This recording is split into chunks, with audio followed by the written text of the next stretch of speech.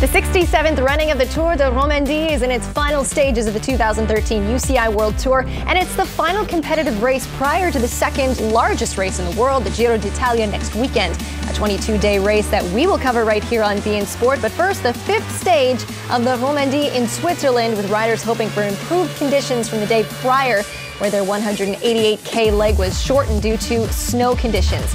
Great Britain's Chris Froome of Team Sky continues to lead the pack with 2 stages to go. He wants this win badly, as traditionally the one who comes out on top goes on to win the Tour de France.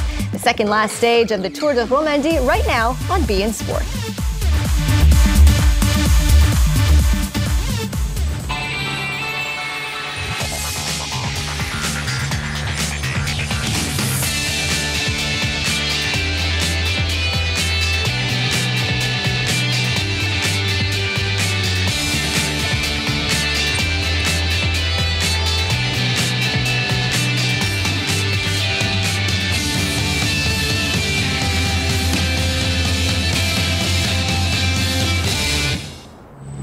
It is the final day of the Tour de Romandie. beIN Sport has been proud to bring you week-long coverage from the French-speaking region of Switzerland. The 67th edition of this race closes out today with the Stage 5 individual time trial in Geneva. It is the 6th and final day of the Tour de Romandie on beIN Sport. Just one final stage to negotiate an 18.7 kilometre dash up and down the avenues and lakeside quays of the city of Geneva. It's out to the west of Geneva as we look at it first before a 180-degree turn. Coming back on itself and a race around the beautiful shore of Lac Léman or Lake Geneva. Not that the riders will have time, though, to take in the sumptuous scenery. A battle against the clock as we head back to the city centre to decide the final GC differences, which then translate into placings. One more 180 turn, the second of 2, before it's a dash along the front of the city, in front of the beautiful old buildings and the plenty of people who've come out to watch despite the poor weather, to an arrival and the end of this year's 6-day Tour de Romandie. So Geneva, today's venue on the Tour. As far as the profile is concerned, it's fairly flat. It gains and loses around 11 metres from start to finish. 5th stage on the road, 6th day, 18.7 kilometres. Well, we've had 4 seasons in 1 week. Today, though, it's grey and a rather cold day on the shores of Lake Geneva. Thankfully, for now at least, the rain has stayed away. Well, there's around a 30% chance of rain as the afternoon goes on. We can see the artificial water pouring down over the bay, one of Geneva's traditional sights.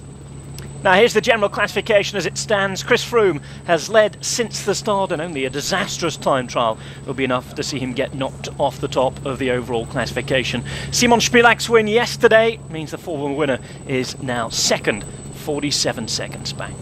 So today, Froome in yellow. Matty Brendel and Marcus Burkhardt have secured their sprint and mountain jerseys respectively, whilst Thibaut Pinot still has to fight for his best young riders jersey.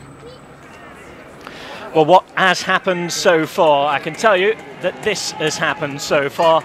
Adriano Malori has been out onto the course and has absolutely smashed the best time set by Ron Dennis of Garmin. 30-odd seconds better than the best time so far. That after Svein Tuft of Orica Greenedge had set the very early good time.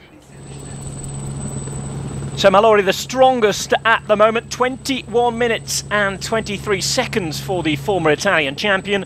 Just ahead of Steph Clement, 34 seconds back, who's since nipped in there. Rohan Dennis, Svein Tuft and Marco Pinotti making up the top 5.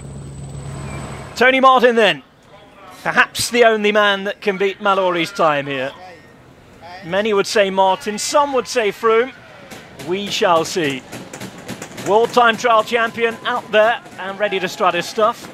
Let's see what he's got in the tank. It's certainly, Brian, a very, very high challenge for him today. No, for sure. We've seen Martin on the attack in this race already. We've seen Malori on the attack as well. 2 big, strong men, and they're going up against each other. Okay, Malori is a bit younger than Tony Martin, but Tony Martin is here. in Geneva with the World Championships jersey on. They've already won 2 stages in Meersman and 3rd in another. Okay, they were outclassed yesterday in the mountain stage, but today Tony Martin will show everybody why he's the world champion. Oh, he took a little look at the United Nations building there. Certainly the United Nations out there. So many nationalities. We're going to most likely have the 2nd British winner 2 years in a row. Just 12 months ago, not a single British rider had won this race until Bradley Wiggins, whose birthday it is today, by the way, picked up the title. It's been a while since you had some Swiss success on this race, which is certainly a shame for the organisers.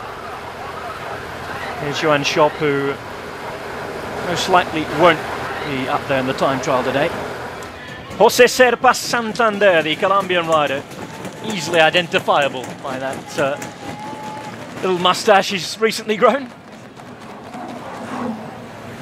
Certainly does us a favour when they're buried in those time trial kits. This is the man we've been waiting to see. 25th on GC after his efforts yesterday, set up a bit on the climb after he knew his attack wasn't going to work, wanting to save energy. And before this race, I think this stage here in Geneva certainly would have been his main objective. Yeah, any time trial when you've got the World Championship bands on, you want to win every time trial. The prologue time trial what we had right from the start was a wee bit too difficult, and I think in his own words, he lost momentum towards the finish, especially in the last kilometre, a very difficult last kilometre. But this suits him. He's a big, strong man, and you know, the parcours of this suits the likes of Martin and Mallory, and it's just the distance that Mallory has got, and the rest. Steph Clement 34 seconds back, Christensen now 39 seconds back, Dennis 40 seconds, and Lucas, who just finished there, 45. Sven Tuft 48 seconds. So there is a big gap, and for me this could be the only man that could top Mallory. We do have time checks at 8.65 kilometres, 9.65 kilometres, so an early time check with 1 kilometre in between, and then we have a time check with 1 kilometre to go, and obviously on the finishing line. So we will try and bring you up to speeds as soon as the Tony Martin and maybe some of the leaderboards change as we go through this time trial. Here's Tony Martin, fastest at the intermediate time check, and we're going to bet kind of qualification of that in just a moment. There he goes across that line by 13.78 seconds. So Martin gaining time on Mallory all the time. And this is a man, as well as being the world champion, has won 3 individual time trial stages already this year. One in the Tour of the Algarve, back in the early part of the season. You can see 13 seconds ahead of Mallory here. Dennis 27 seconds down after 9.65 kilometres. That's halfway through, more or less, this final stage. Back with Brajkovic, but to run you through Martin's wins. He also took the overall at the Tour of the Algarve, so that was a very good week for him. Martin then, going like clockwork. How would you rate Tony Martin's TT position here? Well, one of the best in the world.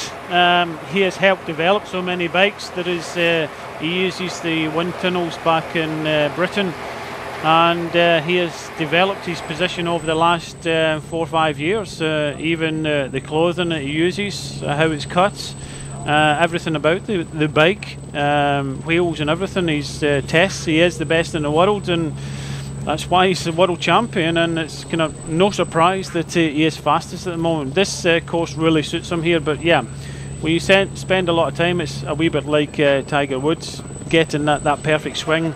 He gets the perfect position on the perfect equipment required.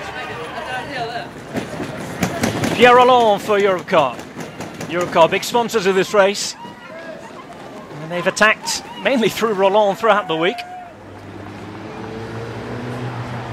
Haven't seen much of the little prince out there. No surprise that our cameras weren't following him too much around the race.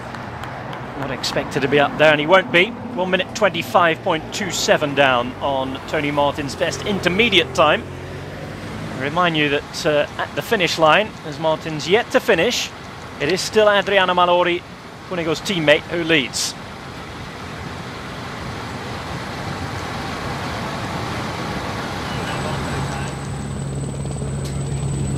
Back with Martin, who certainly leads the way in this discipline. Second time he's been World Time Trial Champion. He also took the title back in 2011. Same year, incidentally, that he also won the Tour de Algarve again. Funny how they come in pairs.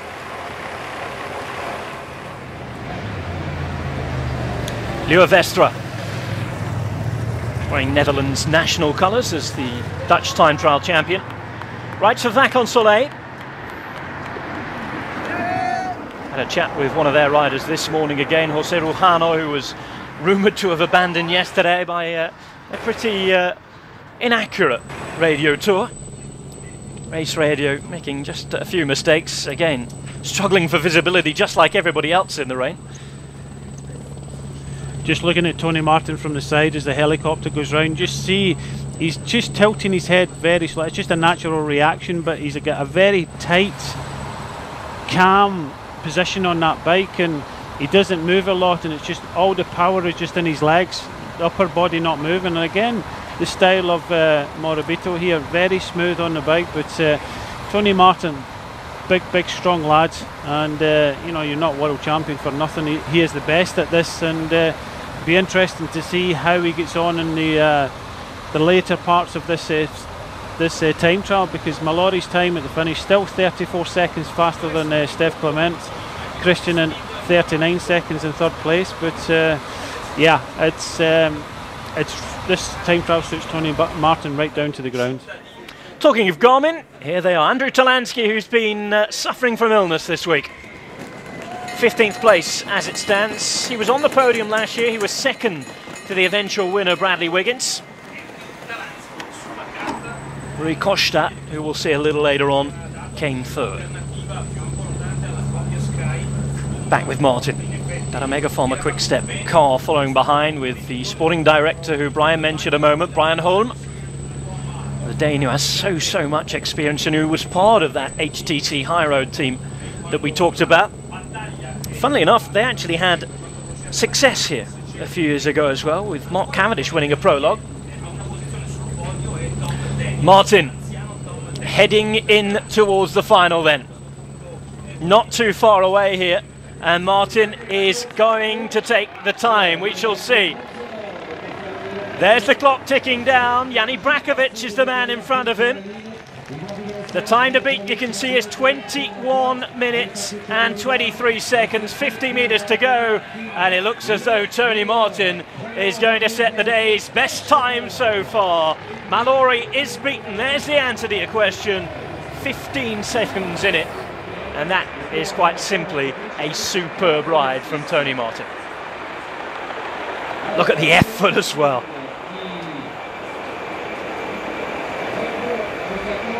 So Mallory was beaten. We may well there be looking at the winner of the stage so far. You're watching PN Sports coverage of the 2013 Tour de Romandie. We'll be back after a quick commercial break with more from the race.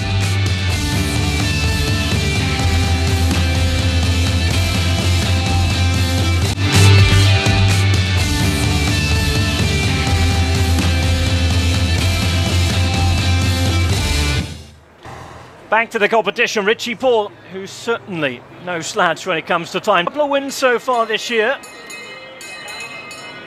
Mallory and Martin, though, going like absolute express trains. Richie Paul has time trial ability.